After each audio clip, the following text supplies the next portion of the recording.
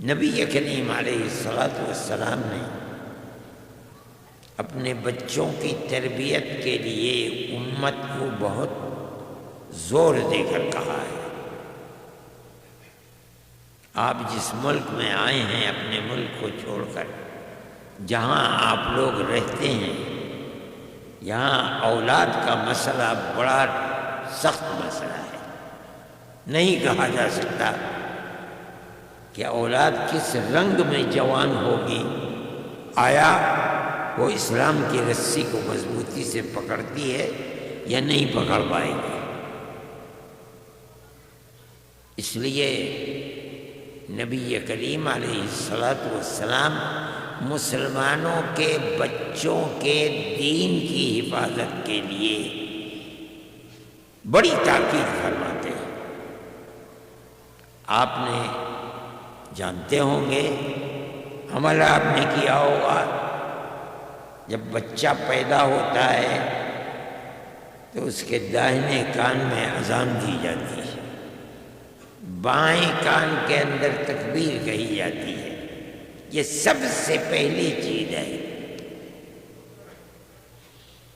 جس کا اثر بچے کے اوپر ہوتا ہے، مسلمان بچے کے اوپر، اگرچہ وہ اس آواز کو سنتا نہیں، جانتا نہیں کیا ہے، مگر اللہ اکبر، اشہد ان لا الہ الا اللہ، اشہد ان محمد رسول اللہ، یہ بیکار نہیں جائے گا۔ اللہ کا نبی کسی چیز کی تعلیم دے اور وہ بیکار ہو، یہ کیسے ہو سکتا ہے؟ اس سے پہلے بچہ پیدا ہوا، نبی کریم علیہ السلام نے تحنیک فرمائی، کھجور اپنی زبان پر لے کر کے اپنے مبارک لعاب میں ملا کر کے باریک سب سے پہلے چٹائی۔ کیا مطلب ہے؟ اللہ کے نبی کی جھوٹیے کو کھائے گا تو اس کا اثر نہیں ہوگا۔ پھر 7ویں دن عقیقہ، یہ اسلام کیوں کر رہا ہے؟ تاکہ اولاد صحیح راستے کے اوپر چلے۔ 7ویں دن عقیقہ ہوتا ہے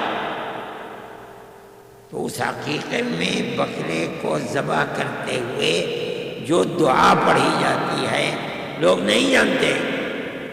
اے اللہ، اس جانور کو جسے میں آپ کے نام پر قربان کر رہا ہوں، اس کے بال کی برکت سے میرے بچے کے بالوں کو، اس کی کھال کی برکت سے میرے بچے کی کھال کو، اس کی گوشت کی برکت سے میرے بچے کے گوشت کو جہنم کی آگ سے محفوظ کرنا۔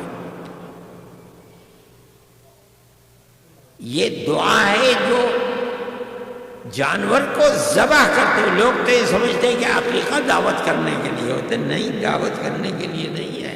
کر دو دعوت، بڑی اچھی بات ہے، لیکن اصل مقصد یہ دعا ہے کہ جس جانور کو پیدا کرنے والے کے نام پر قربان کیا جا رہا ہے، یہ دعا کی جائے اس کے لیے۔ پھر ہم تو بچے کو کہتے ہیں کہ اماں کہو، ابا کہو، ڈیڈی کہو، لیکن نبی کریم علیہ السلام اذا افصح الولد، جب بچہ بولنے لگے، زبان صاف ہو، تو سب سے پہلے کیا سکھلایا جائے گا؟ فرماتے ہیں لا الہ الا اللہ۔ اسی کی بنیاد پر تو یہ مسلمان اور مومن رہے گا۔ یہ سب کچھ کس لیے کرایا جا رہا ہے؟ تاکہ یہ بچہ مومن بنے، تمہارے بعد تمہاری نسل، تمہاری اولاد دین اسلام پر قائم رہے۔ پھر اور بڑا ہو گیا تو فرماتے ہیں مروا اولادکم بالصلاۃ لسبع، جب بچے 7 سال کے ہو جائیں اپنی اولاد کو نماز کا حکم دو۔ کیا مطلب؟ ابھی تو نابالغ ہے، ابھی تو بالغ ہوتے ہوتے اسے 12 13 14 سال چاہیے، ابھی تو 7 سال کا ہے۔ نہیں، آج سے اگر اس راستے پر ڈگر کے اوپر لے کر چلو گے تو بڑے ہو کر کے یہ نماز پڑھے گا۔ اگر آج نہیں پڑھے گا، خود جاتے ہو مسجد، بچے کا ہاتھ پکڑ کے نہیں لے جاؤ گے، اس کو خدا کے اس گھر کی پہچان نہیں دلواؤ گے۔ ماں نماز پڑھتی ہے، اپنی بچی کو اپنے برابر میں کھڑی کر کے بلوغ سے پہلے